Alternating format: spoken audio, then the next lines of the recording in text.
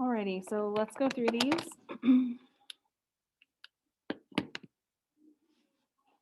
And see what errors we've got.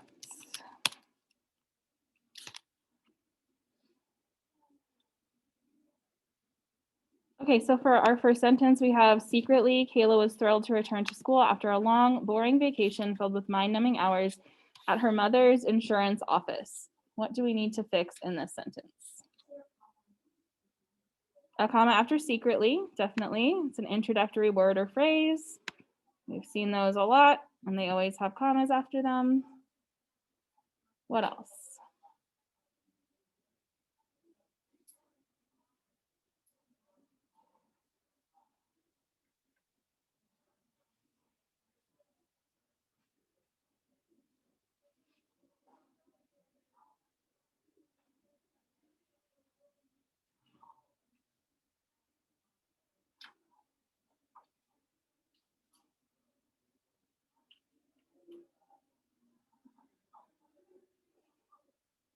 Whose insurance office is it?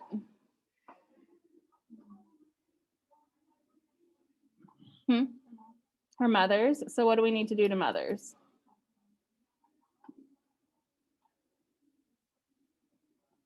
How do we show possession? We don't need to capitalize it. It's not a proper noun. What's that? Quotation. Not a quotation, an apostrophe, right? So between the R and the S, we need an apostrophe to show that the insurance office is the mother's.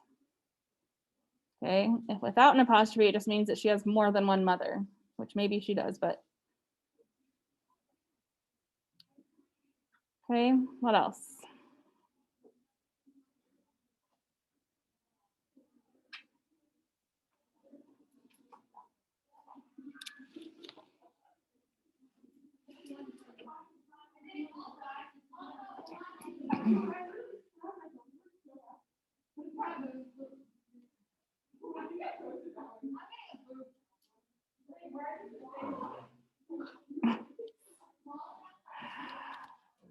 Oh, goodness.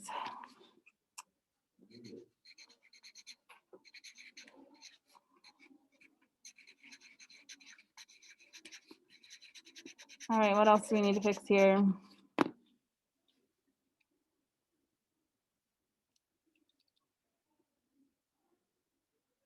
What was the vacation like?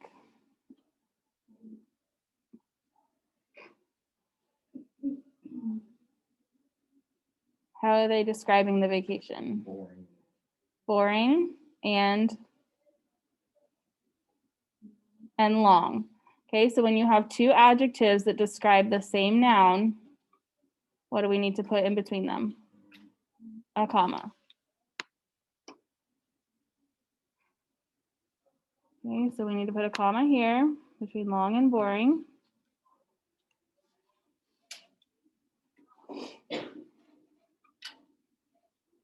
Okay, how are the hours being described? What? Numbing? Mind numbing, right?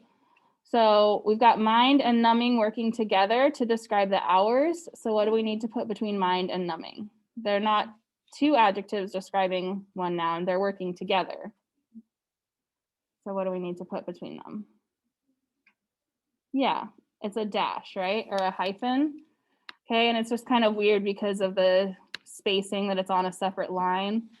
But mind numbing needs a hyphen between it because those are two words that are acting as one to describe a noun versus this one where you have two separate words that are both adjectives, but they're describing the same noun. All right, last one's a spelling error. Insurance. Insurance is spelled wrong. Doesn't have an E, it has an A.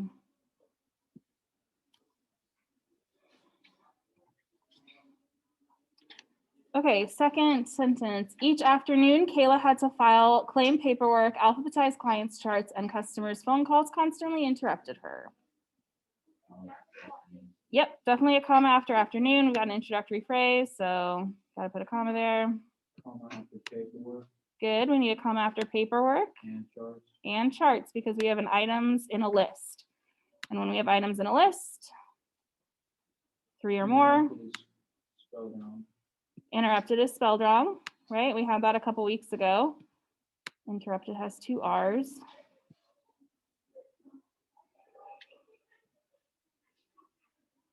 Okay.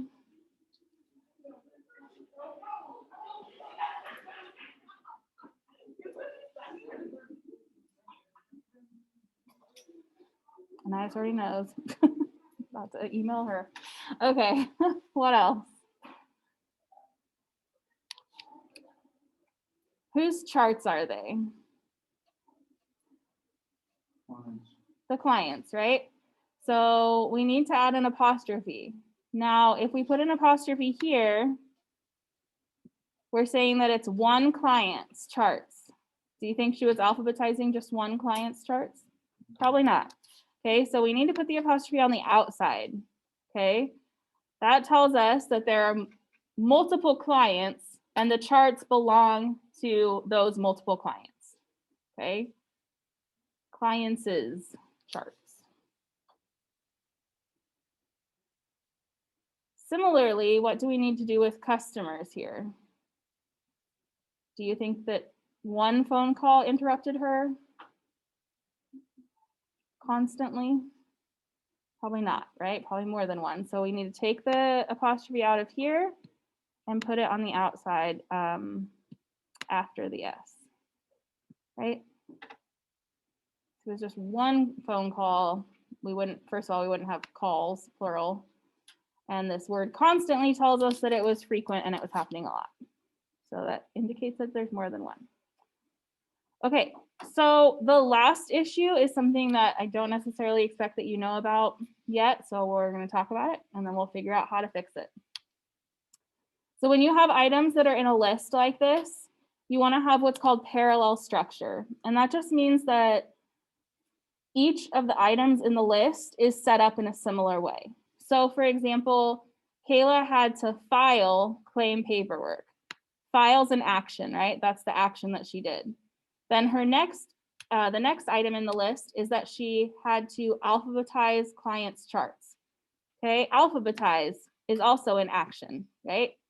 So she had to do this action, she had to do this action, and then the third item in the list says, and customers. Is customers an action? Definitely not. Customers is a noun or a person, right? So we need to put an action word before customers so that there is parallel structure. File, alphabetize, and this. So what's an action word that could go with a phone call? Like, what do you do when the phone rings? Answer it, right? So, and answer, we can put answer here. If I can write. Okay. Well, just trust that that says answer. And answer customers' phone calls. Okay, so now we have parallel structure because each of the items in our list has an action word to start and then nouns that follow, right? File, alphabetize, answer. Now, in fixing that, we've also created a new problem for ourselves, right? So now the end of the sentence says, answer customers' phone calls constantly interrupted her, which does not sound great. So now we need to fix that ending. So what can we put in here between calls and constantly that can help?